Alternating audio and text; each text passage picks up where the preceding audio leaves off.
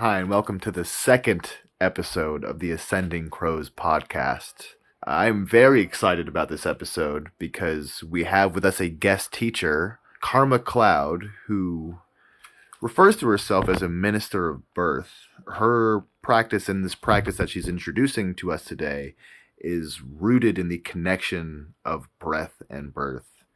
And it's really interesting, actually, because she draws the parallels of how important it is to focus on your breathing when a woman is giving birth, and how that really compares to when we're doing this internal breath work, this internal yoga practice, how this is giving birth to something new as well. It's birthing a new consciousness, or I shouldn't say new. The idea is that this consciousness is always within us, but it's birthing this experience, and that as we breathe through this, like when a woman is breathing through contractions, we're breathing through these mental sort of contractions. That to me just blew my mind and really opened me up to the not just the power of breath, as that's always been integral in my practice, but the practice of sound and utilizing sound as a way to sort of unlock these places in our body that we hold tension. Maybe breath alone can't help us unclog these places. So open your hearts, open your minds, and send as much love as possible as you can to our guest on today's episode, Karma Cloud. Ascending Crows Podcast.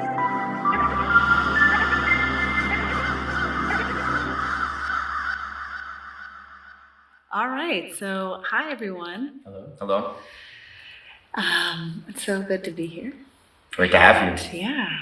So I'm Karma Cloud, and I call myself a minister of birth. And today I'm just going to share with you a little bit of my breathing practice, which is rooted in birth and the birthing process, physical birthing process, and the metaphysical birthing process. All right. So, all right. So I'd like to just invite you to close your eyes. You can let your hands be wherever feels most comfortable, on your knees, on your thighs. If you like them in your lap, one over the other, that's fine. However feels comfortable. And let's just take a moment to seal our seat, which is our sit bones, to the ground beneath us. So just bring your awareness to your bottom and it touching the floor. And start by simply observing your breathing without changing anything. Just notice, am I breathing from my chest and my throat area? Is my breath originating from my diaphragm or my belly? Just notice where there's tension in your body and where there's space.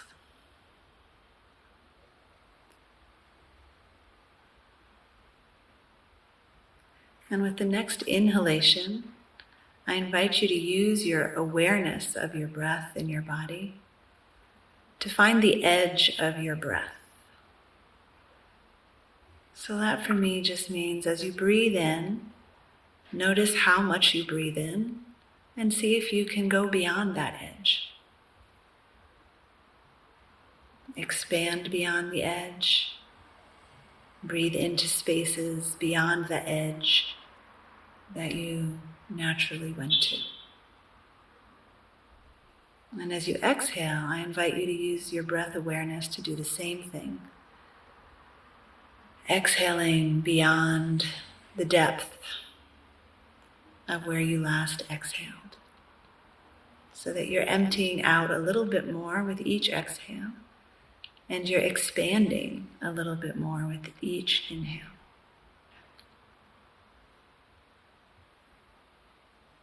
And just doing that at your own pace, accepting your breathing as it is, noticing if you're judging it at all.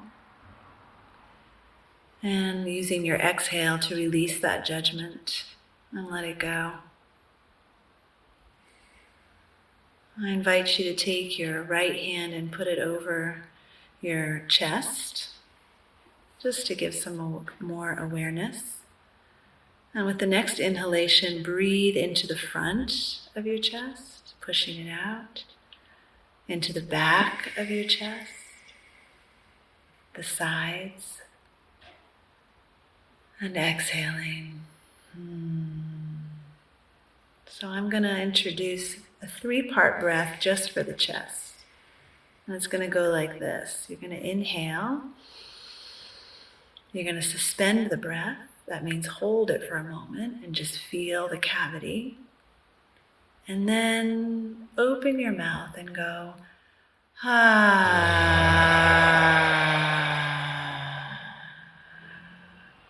Breathing in, suspending that breath for a moment, opening your jaw and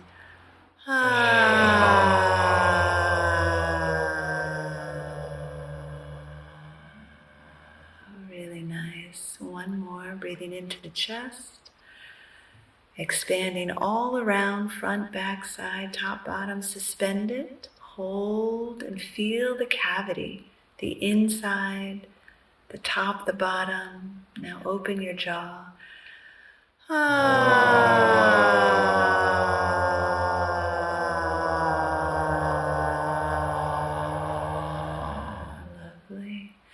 I'll take your left hand and bring it over your diaphragm, right beneath the lower rib. You can keep the first hand in your chest, just to stay in touch with that. But this time your focus is going to be on expanding the diaphragm. So you can let go of being aware of your chest altogether, because you naturally will breathe into your lungs. But this time when you inhale, you're going to push out the diaphragm, front, back, sides. All right? So we're just going to try that first before we do the suspended breath. So just inhale naturally with awareness to the diaphragm. And exhale naturally, aware of that space that may have been a little tight. Good. And use your awareness of your breath to again explore the corners and the threshold, or the edge. So see how much you naturally breathe in. Go to that edge with your inhale. Go beyond that edge with your inhale.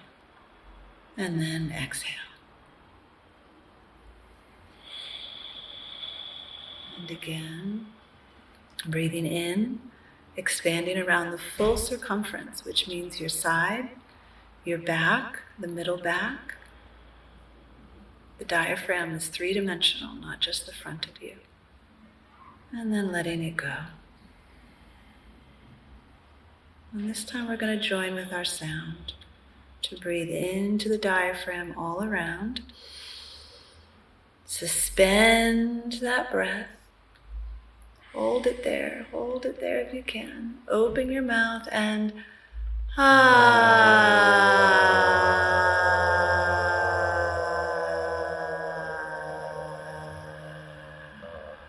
Nice. Again, breathing into the diaphragm. You might feel it push out your hand. Sides and back, filling all the way to the lower ribs and the back. Suspend that breath. And open the jaw to let it pour out.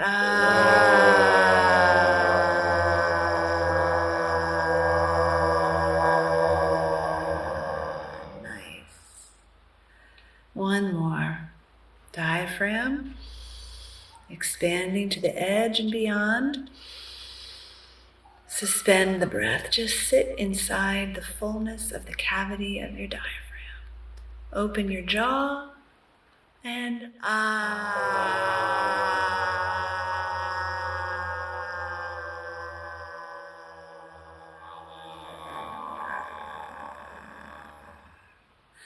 just take some steady breaths.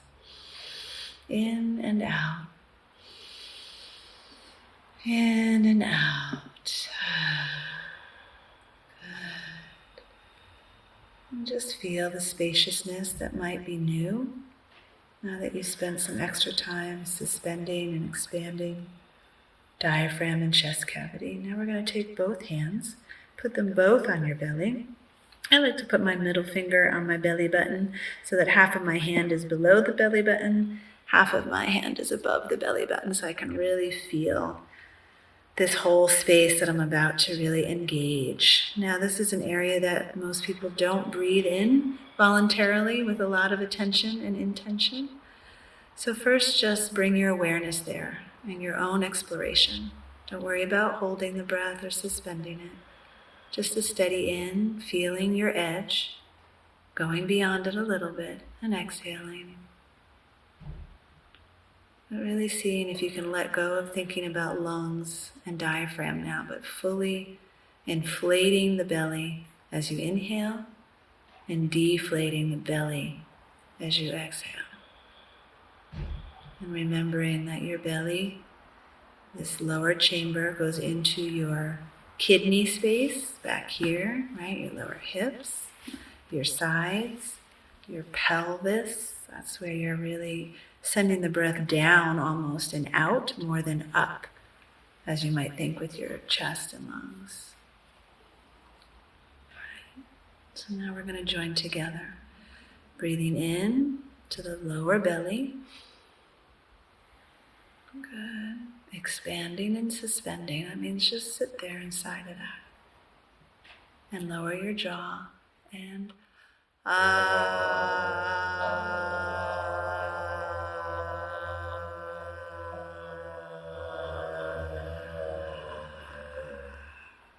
nice. Breathe in. Lower belly. Try not to do the lungs and diaphragm right now. Belly. Belly, belly, belly. Yes, that's it. Blow it out like a balloon. Suspend it. And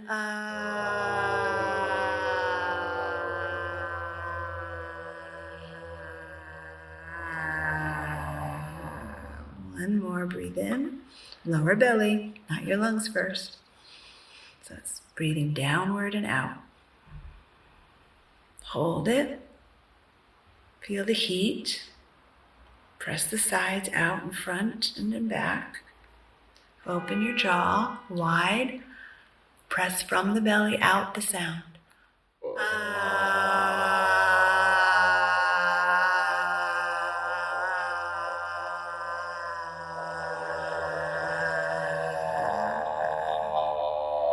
Awesome. Now relax with just steady breathing. You can let go of your belly. Do a ha. In. Ha. In. Ha. That's a cleansing breath. So just let your breathing go back to sort of voluntary. It's hard once you're aware of it to not be aware of it, but just do some of your own pacing breaths. Notice where you're clenching and see if you can soften. It's even okay if your spine isn't completely erect and straight. You can soften your shoulders a little bit here. And actually, let's roll down with our next exhale. So we're going to roll our head towards the floor. You go as far as you can, just to give our spines a little rest. All right, so as you exhale, chin to chest. Lowering your head towards the floor. You can lower your arms towards the floor. And really taking a Larry David moment here. Just really curving the spine, dropping the shoulders, letting it all hang out. Feeling the gravity of your head. Breathe into the tight spaces as you're folded over yourself. As you inhale, breathe into the tight spaces like the groin and the hip. And exhale with a ha.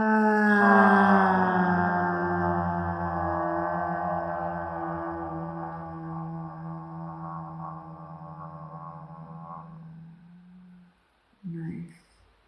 And as you inhale, starting at the base of your spine, start to roll up one vertebrae at a time. Really letting your head be the very last thing that you return to vertical.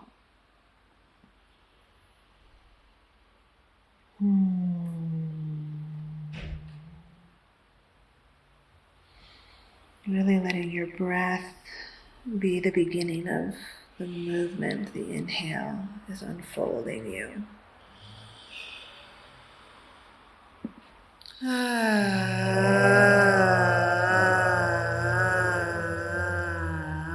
Let's do a couple of rolling ahs like that. So breathing in, and then let it roll.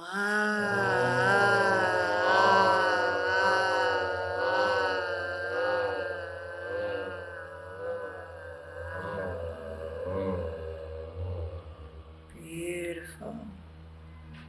Yes, nice. We're going to change the sound to a all right, and that's going to do something different in your body. So as you inhale, and actually let's use all three chambers. So as I inhale, I start now with my lower abdomen. I go like this. Belly first, then before exhaling, I'm going to draw into the diaphragm. Before exhaling, I'm going to draw into the chest. And then I'm going to exhale with a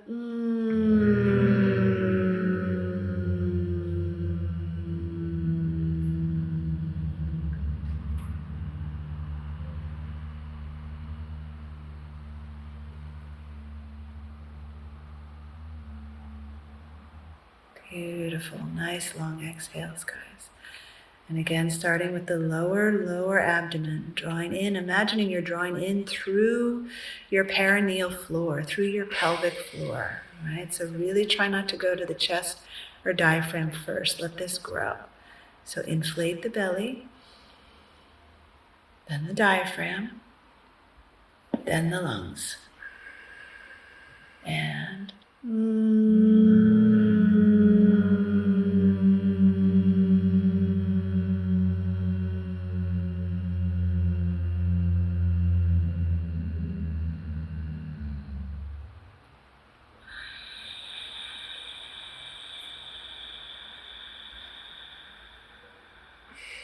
exhale with a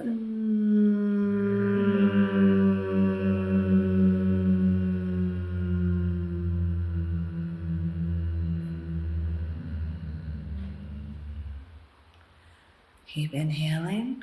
Then we're going to go through our vowels. Okay, I always like to start with because it really warms up the inner body. Now we're going to go into the ah for A, and we're going to do both sounds of the A. First ah, then A. All right, breathing in from the first chamber, the root chakra, to the diaphragm, to the chest. We're going to go ah.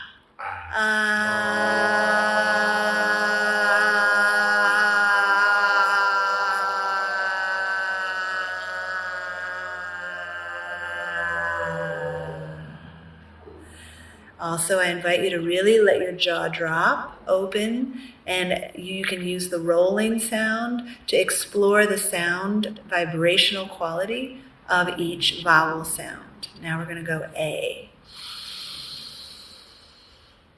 Hold it. Open.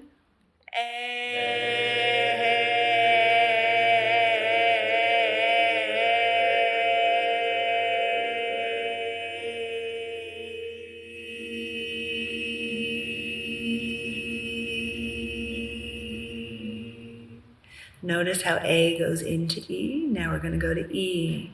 Belly first. Diaphragm. Lungs. Hold it. Let it build. Open.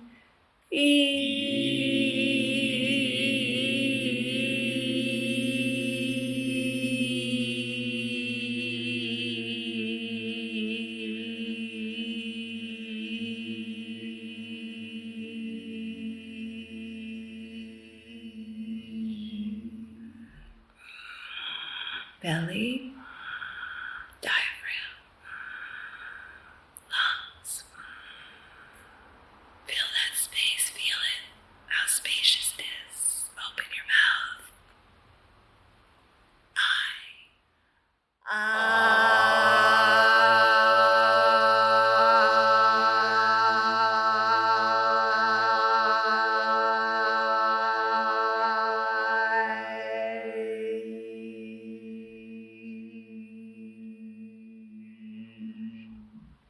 belly, diaphragm, lungs. Hold it. Let it fill. Up.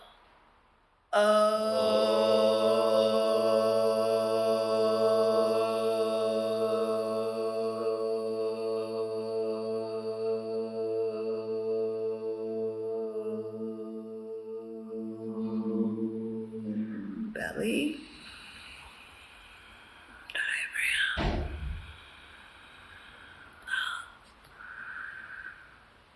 hold it.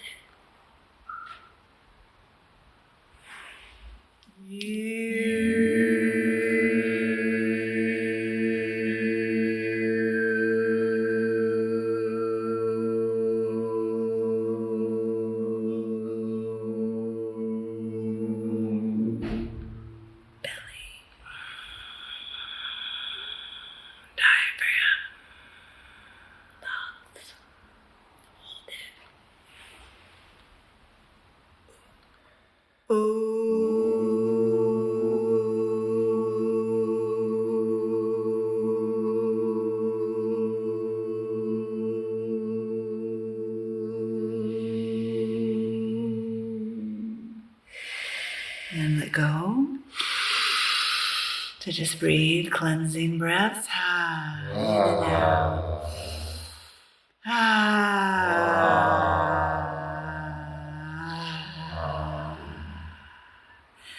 Let's go to our head and shake our heads no.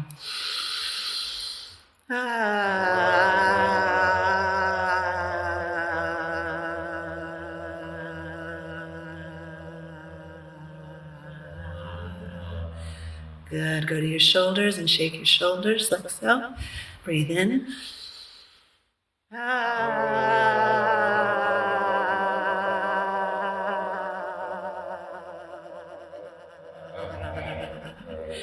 Go to your arms, your hands like so. You're going to pat the air around you.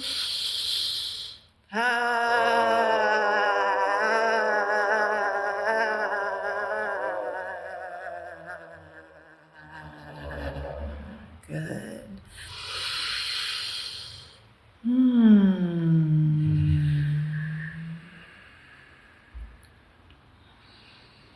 And just breathe now in your own pace.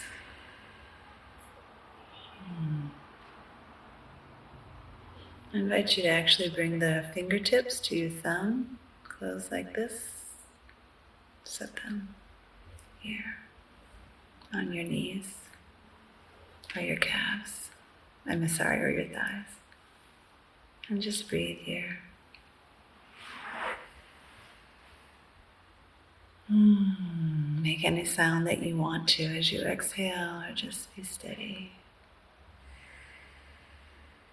Try to notice the belly, the diaphragm. Notice your chest. Does it feel more spacious? Less spacious?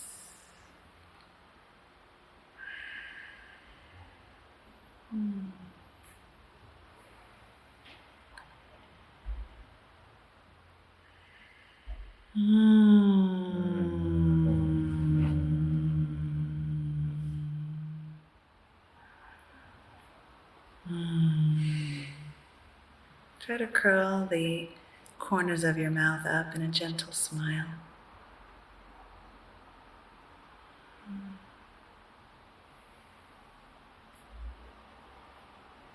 And just let this be your quiet breathing.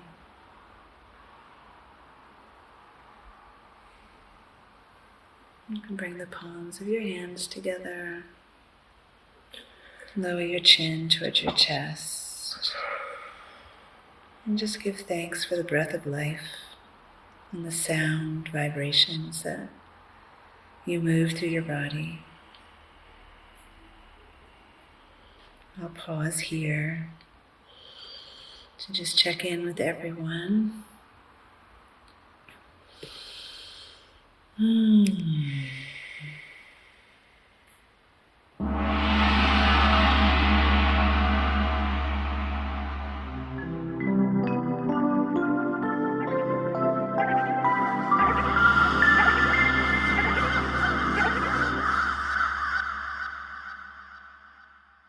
So, welcome to the podcast. We just went through a guided meditation led to us by Karma Cloud. And Karma, it seems to my understanding from the conversation we had before that the root of your practice is in giving birth and understanding really exploring the spiritual significance of birth. And this practice, I just felt so much things get unlocked through combining the elements of sound, visualization, and posture. So how did these two things fuse? How does they're obviously they're linked, but how is just tell us a little bit about it. About birth and breath? Yes, yes, absolutely. Yeah. Well, breath is essential to birthing. Right. And whether we're birthing ourselves metaphysically or birthing ourselves physically and literally as women birthing children, breath is really the mechanism. It's the vehicle to move the body into another dimension. Right. So for me, I really started to learn how to breathe actually before birth. I started to learn how to do this kind of breathing with sound and the power of sound, really through having really difficult menstrual cycles. And they were very painful. But I had this belief system in my mind that the body speaks. And my body definitely spoke to me since I was a child. And so when my cycle started, one of the things that I've heard my body telling me was that there's a reason for pain. Wow. And that I need to learn from these feelings, and I need to learn how to move with them and through them. And so really it showed me, and so instead of taking Motrin or Advil or Tylenol when I was a girl, that's what I would do. It would just show me to breathe into the place of pain. Wow. That's incredible. I mean, pain, of course, is a universal thing shared by all of us, but it seems like this wisdom really pours from our individual journeys, but that the spiritual journey of a woman seems so much more directly linked to pain. Is that correct in saying? Well, I think that every woman has her own unique experience, and some women definitely are trying to shift the paradigm around birth to not name that feeling and that sensation as pain. And I'm open to all kinds of interpretations of the feelings. For me, again, with the menstrual cycle, it's a cramping, right? So it is a tightening, it is a contracting. And so that to me is what people in life and in labor and in love experience as pain. When we are contracting, when things are harder than we want them to be, when we're not just feeling fluid and that we can just move with ease through life, again, whether that be physically or metaphysically or emotionally.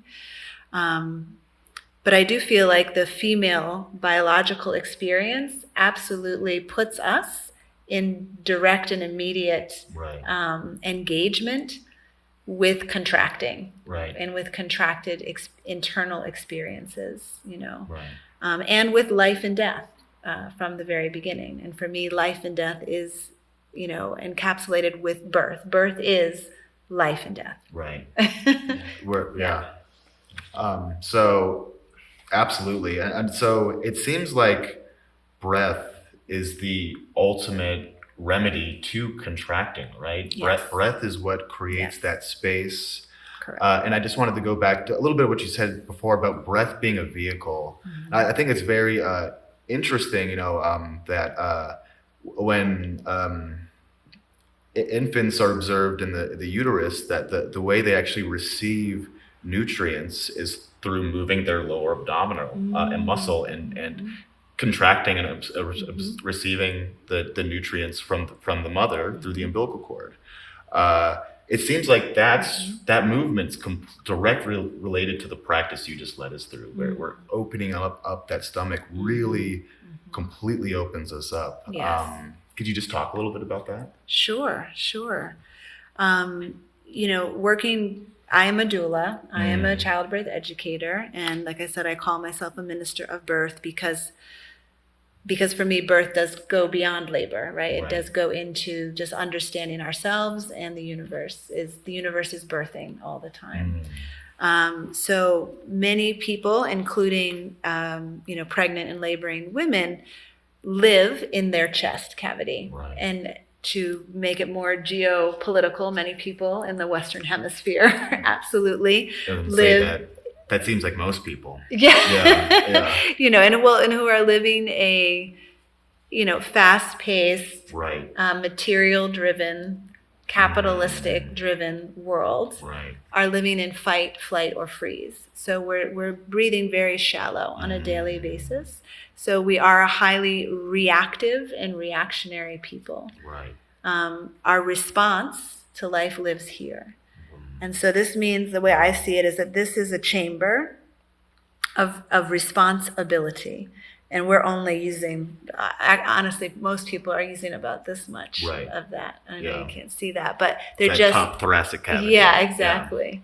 And so when they get in arguments, or again, when you're laboring, if you're just accessing only this, right, this is all closed. And this is your power. This is your power to be. This is your power to live anything. And so I take people, as a birth coach and as a life coach, to access the entire space, this whole universe, this whole chamber of responsibility. Right. Absolutely. Yeah. And I think it's really interesting too, just the way, like you said, we react up here, and that initial reaction is usually anger, anxiety, worrying, just shame, a big level blame. of impatience, impatience, and neurosis in general. But it actually takes time to develop that lower breathing, and so it mirrors, the deeper we can breathe, the more time we have to react. Yes, we slow down. Right. And that's the other problem with our society, right? We're just accelerating. Everything is about acceleration. Right. I hope this isn't a loaded question, but it makes me wonder, what is it about our society that's like so contradictory to the breath, and meaning the implication being that feels like something that everyone intuitively should know how to do and do naturally. And I'm really curious and a little bit confused why we've steered so far away from that path. Yeah. Well, I definitely have thoughts on that, but that's maybe another podcast. Oh, no, please share. Yeah.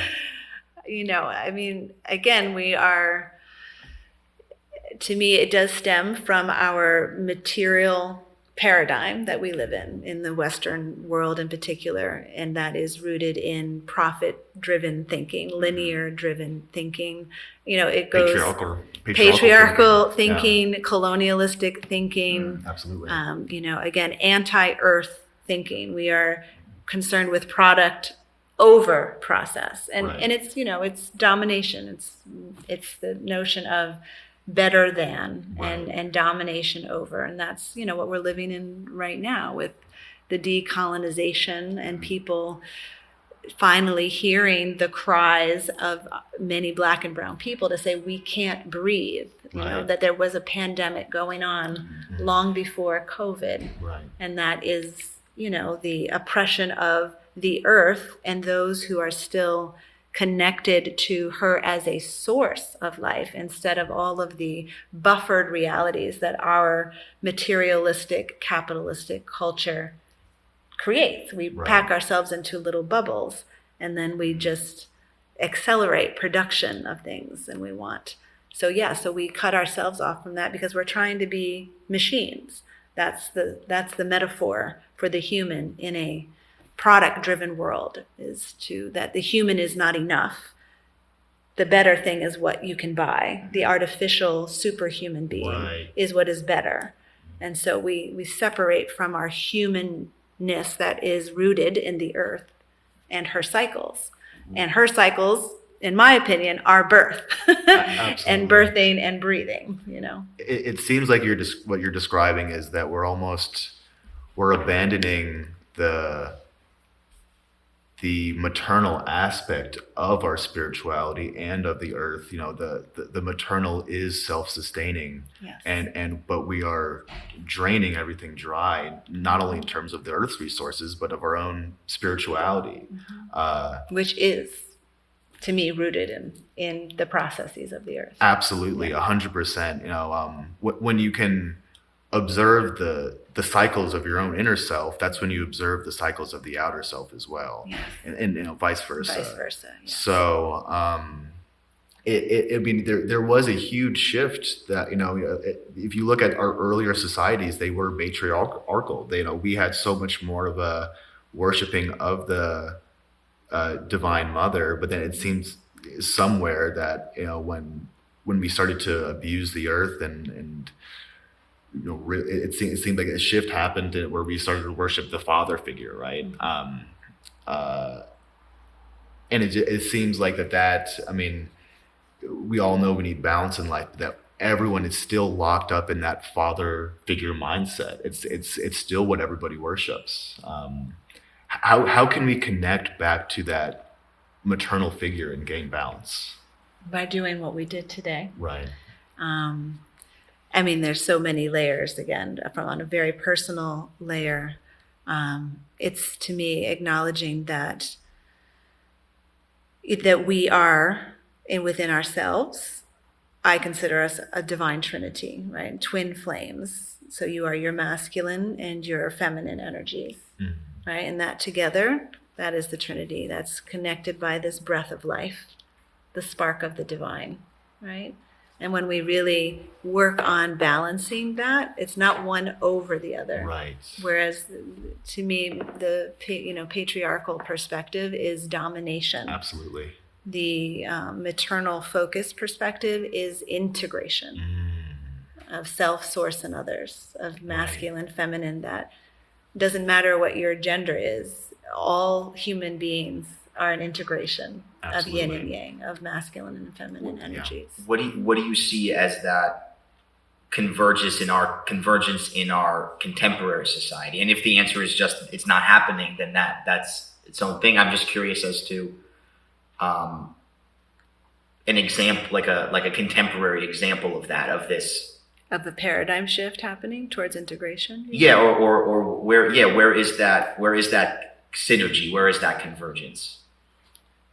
Well, I feel in the uprising right now is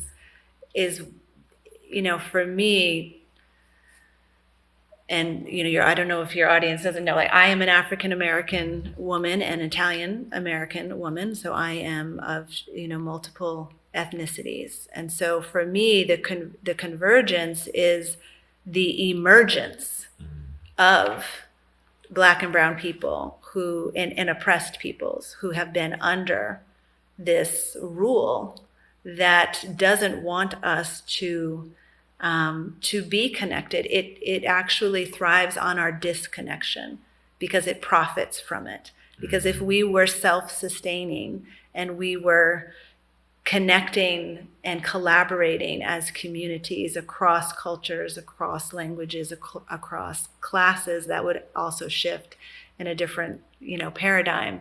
Then we wouldn't need to buy things from a product-driven economy. Our economies would shift, entirely. So areas that's happening, again, in the revolution that's happening, in birth that's happening, there is a movement towards natural birth. There is a movement towards,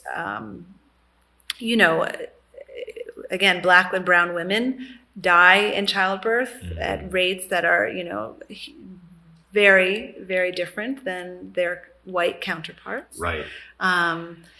So there is a movement towards natural birth. There is a movement towards Black-centered birth and educating and certifying more Black midwives and Black birth workers, because we are under represented, and just, again, connectivity. So here you're a Black or brown woman looking for maternal care.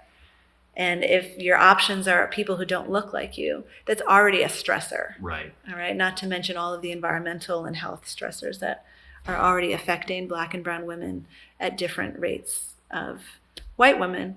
But then there's the sustainable farming movement is another area of emergence, I would say, and, convergence of people of the earth, of people who want to be living sustainably, right, and in relationship, and who recognize that the earth is alive. The earth is not a commodity. And that's the other, it's a huge shift that we have to make. It really sounds like the origin of your practice, how you described it before, and please correct me if I'm misquoting, but it almost in like the transformation of pain to the spiritual path, having pain and learning to breathe through it. It almost seems like you're saying that's starting to be applied on a larger scale. It is, yes. Yeah, I would say we are in a huge birthing. That's the way Absolutely. I frame the revolution right now. It is a birthing process. Right. We're in a giant birthing process. And so sort of collectively, we all have to breathe through it together. And we have to breathe, scream, Yeah. cry, kick, wail, moan. Right. All of it. Yeah. Push, Uh, let go, contract, expand. That's why there is no one way Right. forward in this. But absolutely the transmuting, to bring it back to, why is this breathing so important, and why it's so radical, right? When you see people say, Black joy and Black self-care is revolutionary. Right. Yes, it is. Right. For Black and brown people to prioritize and center themselves in their breath. Right.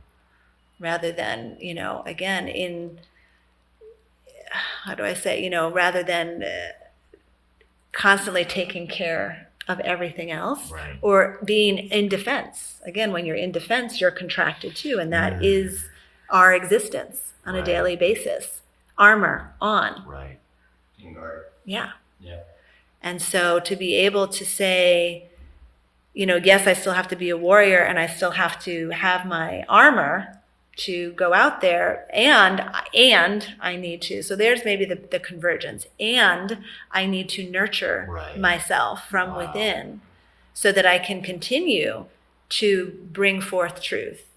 That's the other emergence to me. So as we breathe, because this is all also lies, right? When you lie, right?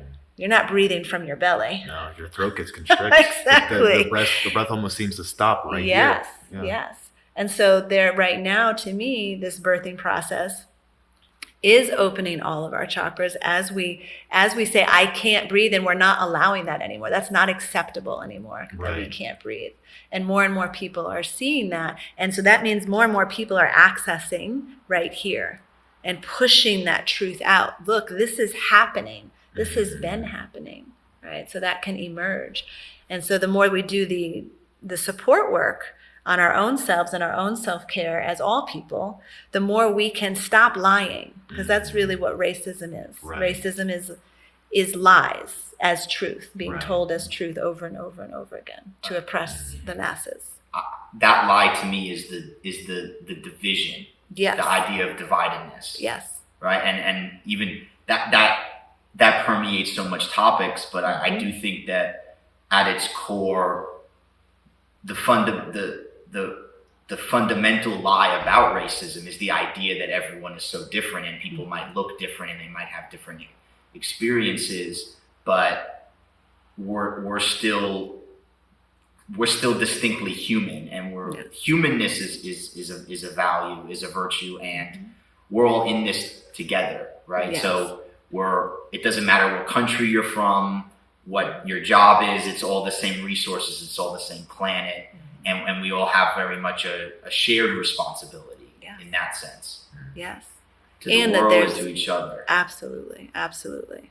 And, to also say, again, that our differences are there. So our differences are not are not a lie. It's to use the differences to be divisive and to pit them one against the other. So the real lie to me that is being busted open with our breath and with Black and brown people and white people saying, is white supremacy, is the belief that one group of people are supreme beings and everyone else is beneath them. Right. So that, the differences are important. We all want our differences to be celebrated, and that's the word.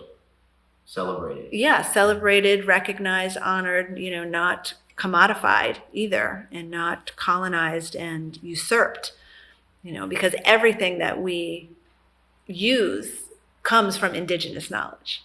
Right. Everything. Yeah. From fabric to architecture to government to, medicine to whatever. Spirituality. All of it comes from indigenous people who recognize the earth as a living being. So to restore that truth, right, not to just take that wisdom and knowledge and, make money off of it as a white person, but to, again, if we were to really give credit where credit was due for, fabric, designs, anything that, again, that we make a logo out of, that comes often from indigenous design, indigenous thought, indigenous ways of being. Right.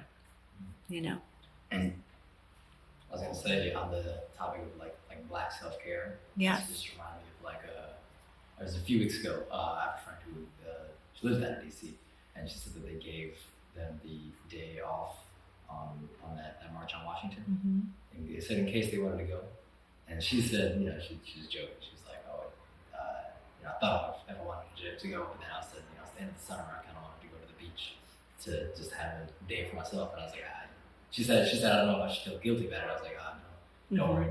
I said, Black self-care is a form of rebellion. Right? Wow. Absolutely. Something like that. Absolutely. Just, she's Black. That's an important detail, I guess. But, I said you taking care of yourself going to the beach. She's a teacher, so she has a very stressful job. So getting away from stress, I said, is I think it aligns with the purposes of that march aim. And that there's no one way, right? That we need all of the ways. We need people who are on the front line, people who are in the court system, people who are in the legal system, people who are teaching, people who are, doctors, people who are doing podcasts. Like there's no one way to birth this revolution. It's all birthing the emergence of the divine feminine, of again, the indigenous cries of we can't breathe. Right. And you need to take the knee off of our neck. And also we need to take the knees off of our neck. Because so many ways Black women have been taught that like it's just like that. It's not an option, right? So you do any kind of stuff, whether it be our breathing practice, a day at the beach, a spa day, Yes. Taught that just like that's not a part of the existence, I guess. Right. And too often it goes into, the, again, very profitable business of yoga and wellness and all of this stuff, which becomes populated with white teachers, And well, it's a kind of, I think by using your language, it's a kind of, I see that as kind of a monetization or sort of a corporatization of these practices, which isn't to say that they're not people in that community that come from a place of knowledge, but I think they're losing a little bit of, I think some of the value and some of the authenticity is lost along the way because it's become a brand, right? It's kind of become like to me, it's part of this identity of Starbucks and iPhone and doing yoga, right? And running a blog and all these things. And, with no disrespect to any one of these businesses in particular, but I think it's really hard to have this spiritual space and integrate it into the sort of business systems that we have in the U.S. right? And I unfortunately I think it gives people a negative perception about a lot of these practices because they only see it within that framework, right? Of being a part of gentrification that happens where it's something that's become expensive. And my biggest issue is it becomes an elitist thing. You're now strategically pricing people out of this space by making it something that only people with money can do. Right. Yeah, and that kind of relates back. You're talking about you're touching on capitalism pretty much. How like capitalism gets people away from their basic instincts. You mentioned before. That I had to remember something I thought of. I think I especially thought about it when I used to do I did an internship at Universal Institute, so a very big company. Right. All up in corporate America. And it just made me realize certain, just funny little things about how corporate life works. Where humans were first, way a long time ago, right? All we kind of really had to worry about was what am I gonna eat today, right? And maybe you worry about not getting eaten by animals, things like that. But whatever it was, it all came back to what do I have to do today? I have to find something to eat. I have to eat. And one thing I noticed with corporate America, it's kind of funny, it kind of flips on its head how many times you'll notice people saying things like, oh, I forgot to eat lunch today because I had to make these spreadsheets, things that we that we created for ourselves, that we convinced ourselves that matter, but we forgot all about eating lunch. The things that actually matter. That was a knock. Not that this would be a surprise at all. That was one of the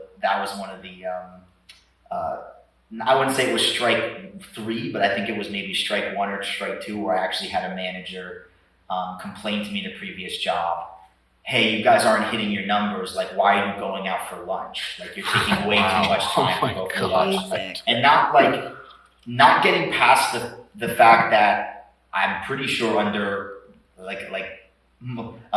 pretty sure Americans are entitled to an hour for lunch under most legal systems. It's actually more the mentality, right? I in the moment, even if it made me reconsider the job, in the moment, I'm going to accommodate and be like, okay, if it makes people feel better to eat my food at my desk rather than eat it at the place at the restaurant, I'm not going to make a big deal. But again, I have a real problem with the mentality that eating lunch is a privilege, right?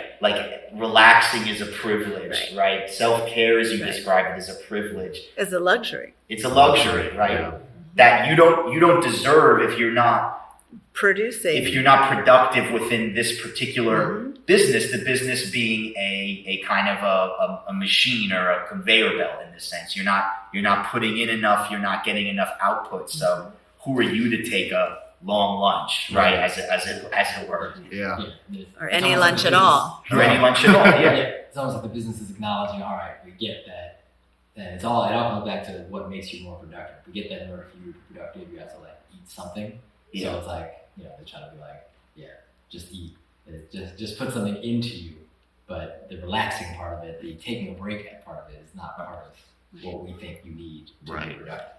And and that's how, again, we get severed from our breath because we're running in the rush and the rat race, as we like to call that, right? And where are we going? Where are we going? Where is it leading us? Because that person who doesn't eat, their blood sugar gets affected by that, right? That affects their health and their ability to digest, and they can't digest, so then they take pills, and then those take pills to deal with the symptoms from taking those pills, right? And then they're not sleeping because they're not eating. So it continues this downward cycle, which in the economy of pharmaceuticals, et cetera, well, they want to keep having people who have problems so that they can keep making money off of their problems. So they don't really want you to be healthy, and that would be creating, an ecology. We need to return to being a part of an ecology, but we are a part of an economy, and that is replaced. And so, and as long as we don't stop and breathe, and stop and be connected, because that's also how we connect to the Right. earth, is to breathe Right. with her Yeah. and all of everything else. And the irony is that I think what business, the business world doesn't realize is that, like, if you don't take care of yourself, and like you're saying, your blood sugar could rise, and all the problems could happen with you, which is very bad, for you. The irony is that the business doesn't realize that if something bad happens to you, then you're not productive at all. But you're disposable. Exactly. You're disposable. There- That's what you have to Right. also If you understand. really wanted me to be the most productive, you would help me be my happiest self. And Well, I therefore, think that goes both ways, because if you start doing those things like self-relaxation and self-care, you're gonna not want to work at that job for much longer. Exactly. You're gonna You become, would rebel. you become more and more disillusioned with the system Yes. that's trying to control you. Yes. When like, Right. as you were describing, when you become severed from your breath, all these other problems arise. When you're connected to your breath, you're healthier. You're self-sustaining. Yes. You actually don't need to even eat as much as you thought you did before. So, like you said, they want us to not have this connection, especially those who are in a lower socioeconomic class. They want them to be dependent upon staying in this vicious cycle of dependent upon drugs, fast food, doing everything so you can work, and then basically you're slowly getting like you said, they don't care. They care what you produce, and they know that if you're going to stop, then they will find someone else. If you Exactly. die, they will find someone else. They don't care about that. There's a really interesting book on this topic that I've been reading that talks about how there's paradigm shifts that have happened in the corporate world and in the business world, and so what we're kind of seeing is a significant transition from what was at first just a completely profit motivated, the narrative being that a business only cares about how much money they can make.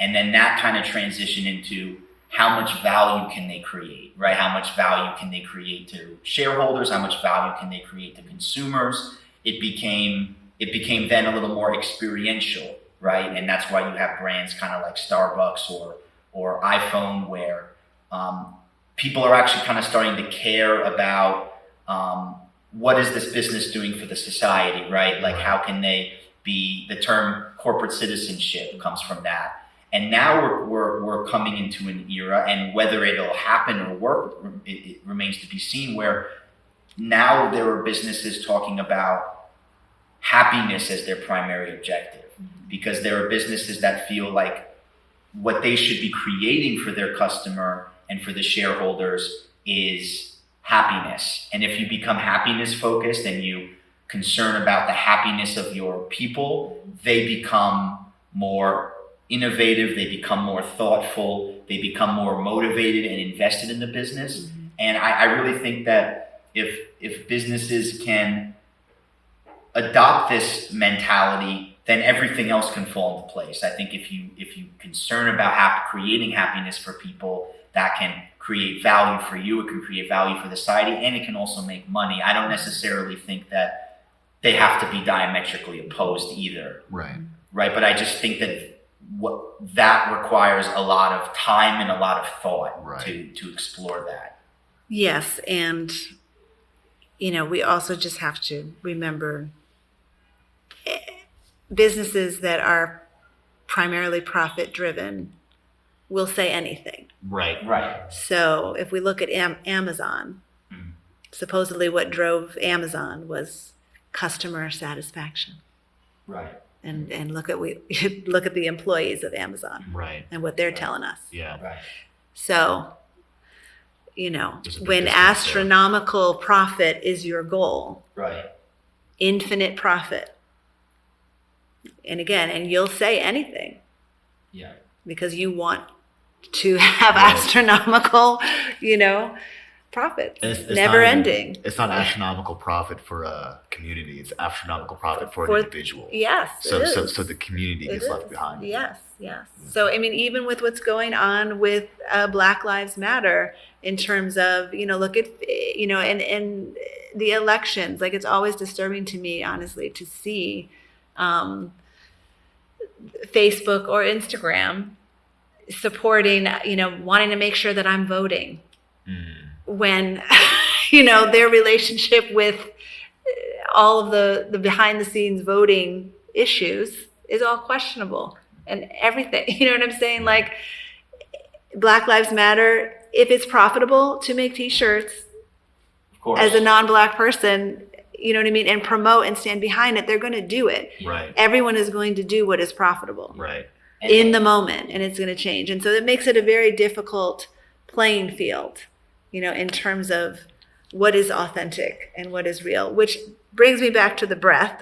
Right. And each person being able to find their authentic self. Like Right. that's also what breathing from your belly is. Absolutely. Right? It's bringing you into being able to observe yourself in your life and not just be in blinders. And again, living from that top sphere of reacting and feeling like you're a victim, because that's what you get when you're only living from your chest Right. and your thoracic, Mm-hmm. right? You have less choices in how to respond to what is coming at you, Right. to how to read what is true and be discerning. You have less room for discernment when you're constantly breathing from here. Right. So the more time that you spend being aware that you are a breathing body, not just a physical body, the more time that you check in every hour, am I breathing with my breath or with the breath of life that is sustaining me, right? The more that you're aware of that, the more power you have to choose, the more power you have to discern and decide and determine your destiny and not be victim. Right? Because when that gets shut down, then you feel like you have no choices. Yeah. I was gonna say some thoughts I had while doing this exercise in particular. I just want some thoughts that went through my head. First, it's interesting doing, especially when you're breathing into the stomach. That's just a funny side point for me. It was interesting because I before coming here I had a big breakfast of a Your bagel, full belly. bagel with peanut butter on it.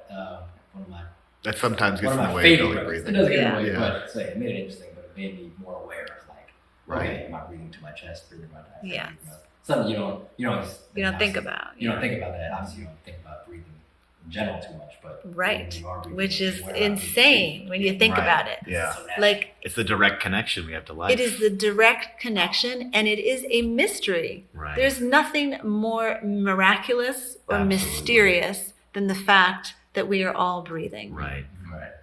That's like the thing. That's like the glue between everyone. Yeah. And that kind of And we spend no time It contemplating it it. literally connects us because we breathe in each other's particles. Yes. The space that we breathed Yes. out, someone breathed Is that in, in. So they're yes. breathing in something that was Yes. literally just energy inside of you. That's right. Yeah. Yeah. quarantine. so- Just I'm glad we shifted back to talking about breath because I Yes. wanted to bring it back to the practice. Yes. Like we did in our first meditation, the 3-point awareness. This is the root of this practice is very similar, but the thing that this completely added a new dimension for me was working with sound, and not just the different vowels, which is not something I've really done, Yeah. but working with the different vowels at different parts of the breath. That to me, when you practice a 3-pointed breath or breathing all the way down to the lower abdomen, sometimes you get caught in certain areas or you feel tight somewhere. That can be a hindrance. But I found that with working with sound, it just helps push things loose a little bit more. I agree. And to me, that's just a necessary tool for anyone who does breath work is to work with sound. Yeah. Yeah, it's transformative. It definitely will take your exploration deeper Absolutely. and wider and higher. All Yeah. of it. Mhm. I had some thoughts. There's another thing I thought about while we were doing exercise because obviously I love sound. Right. That's my thing. So first of all, this room sounds great. I think- Yes, great I think- acoustics in I this think room. I think this recording that we're making and the video and everything is gonna come out sounding amazing. I was thinking about that when we were all doing like the different vowels. Mhm. Because first That was off, just powerful. how you know, because I had studied, you know, sound acoustics and everything, and just sound science, how harmonies work.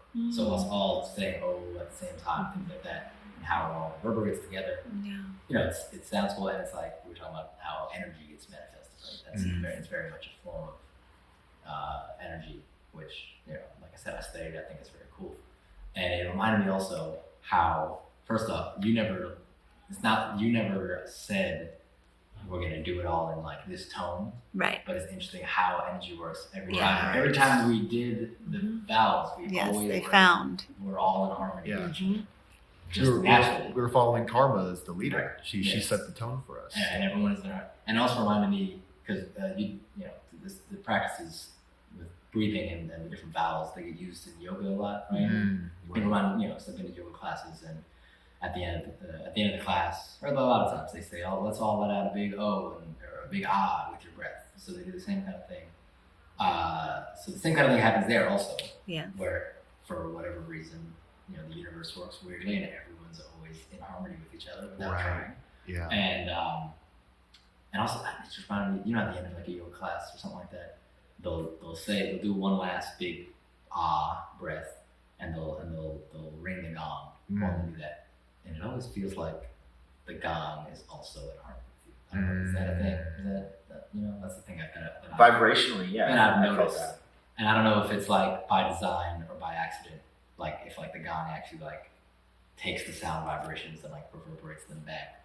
I've studied science, but is that, I don't like, that's kind of like what I noticed, and what was kind of like happening here, where it's like how different sound vibrations like meet up, and it just reminded me of that at the end, you know, like at the end of a yoga practice. Yeah. How like the gong is always in key with your breath, and that was pretty cool. It is. Yeah. I don't know the science behind it, but there is science behind it, and it's indigenous science. Yeah. Absolutely. It's not maybe it's very natural. That's what I mean. How cool it is that natural. Yeah, it's the nature of the universe. The universe is, you know, it is science. It is a system of harmony, of, you know, and we fragment it. We fragment its design, its order that is sustaining, with that divisive energy that is brought in through mentalities and streams of consciousness that thrive on that, you know. Yeah. They thrive on the fragmentation and division. Right. There's an actual something to be harnessed from the misfortune of others. That seems to be what these people pick up on, and clearly they don't want to let go of it. So, no, and it's very powerful. Yeah, as well. It's very You know, powerful. And so is the harmonizing factor. Right. You know, and that's the other question always, like, you know, is one more than the other, or is this just the cycle that we continue to go through as, you know, as again, truth emerges, right, as this harmony and this order emerges, and that shatters, the delusion shatters, breaking through the distortion and the deception that has been a part of our lives for so long. Absolutely. Right. It seems like it's a cycle. It's like we need both, kind of. Well, I was going to say, it seems like where we're in now it's not something that came naturally. This is a system that's layered upon layer, has so many layers of control and deception, and that's something that's been carefully put together so that people can perceive it as such, right? What the natural harmony that's actually, like you said, Manny, like we just pick up on it, right? It's natural. That's actually easy. That's what has been suppressed for so long. To be another way. But it's supposed to come out. So, like as you said, I think it really is just part of the cycle. You know, it's the natural part is going to start coming out, hopefully, right? And that's what breath also helps, right? So in a laboring woman, your breathing with that sound is what's also helping. Yes, there's the timing, right? It's time. The belly is ripe. The baby is ripe and ready. Right. So the baby's doing what it's doing. The mother's contractions are doing what it's doing, and the vibration of sound and breath is helping to get the mom to, you know, to relax and allow her body to do that. Wow. So that the truth of this child can God. emerge, Yeah. right? Along that vehicle. They're waves. Again, they're sound waves, just like the ocean waves or the river waves carry something downriver. Yeah, so too does a woman breathing in her full capacity with sound makes that easier, that digestion, that emerging and that passing through that much easier. And again, when we are ripe and ready to birth a new self into our lives, that will also help us, right? It'll also help us to do these practices that are allowing the new self to come forth. Whether that new self is a new vision of oneself, a new voicing, right? Being able to say, if it is someone who's been a victim or a survivor of something, to be able to say, this happened to me, and that is a birth. That is a birthing. To be able to not hide, which is what the baby is in essence doing, right? We're in chrysalis, we're in the tomb, we're in the womb, we're in the cave, and we are coming out. And we're doing that from, age 0 to age 98, 105. That we keep as you become, whatever it is, a father, a mother, a certain job that you get, an artist, a musician. All of these are different selves, and they're all coming undone. In order to become a mother, I had to come undone as not mother, right? In order to become, whatever, a minister or educator, right? There was whatever I was before that, and then there's this, right? So that the breathing helps me to let go of my fears that are holding me to the old self, and crack that open to release and reveal the new self. And that keeps going, right? And that keeps going. We keep becoming something new. Yes. And we have to just, once we understand that, it seems like that's a big relief. It's like, oh, okay, I'm actually not just locked into this one thing. Correct. It's always changing. Yes. And that can be scary, or it can be comforting. Or liberating, Yeah. And that's the other part of this paradigm that we're stuck in, which is the linear trajectory of you have to become one thing, and that's what you're defined by, and that life is a line, to having it all. That's the story that we're told. We're told, go to school, graduate, get your degree, go to school, graduate, get your degree, get your job, get your salary, get your house, get your wife, get your children, get. And then when you have it all, you should hold on to it for dear life, and you should be happy about it. And that is what you're trying to achieve. That's what mastery is. He or she who has it all and has dominion, dominance over all the things. As opposed to the perspective to me of the earth, of indigenous values, of maternal focus, of the female body, is about integration and acceptance that life is a cycle of coming undone in order to become one. And that the mastery is really a mothering, quite honestly. It's mothering this metamorphosis that life is. Learning how to give birth to yourself means you have to learn how to die to yourself. It means you have to learn how to surrender in order to emerge. Continually. My mother used to say to me all the time, Karma, I've died 1,000 times. Wow. When we would talk about life and death and birth. I'm like, as a child, I was like, wow, really? Yeah. How did you do that? But now I understand, Absolutely. Yeah. Yeah. And breath will rebirth us. And that's what it does. Wow. Yeah. I can't think of a better note to end on. Breath will rebirth us. Definitely. Thank you so much, Karma, for teaching us all that you know and showing this amazing practice. This talk was invaluable for me. I hope it was for you guys as well. Absolutely. Yeah. Absolutely. It's a pleasure. Thank you. It was an honor. Yeah. Thank you so much. Yeah. You can let people know. Where can we find you? Find you? Yes, I'm in chrysalis mode right now, so my site is not visible. Okay. But it is SoWisdom, SoWisdom.com. That's Okay. SoWisdom. And my IG handle is SoWisdom Center. Oh, right. And on Facebook, it's also SoWisdom Center, I think. All right, great. Thank you so much, All right, Karma. Thank you.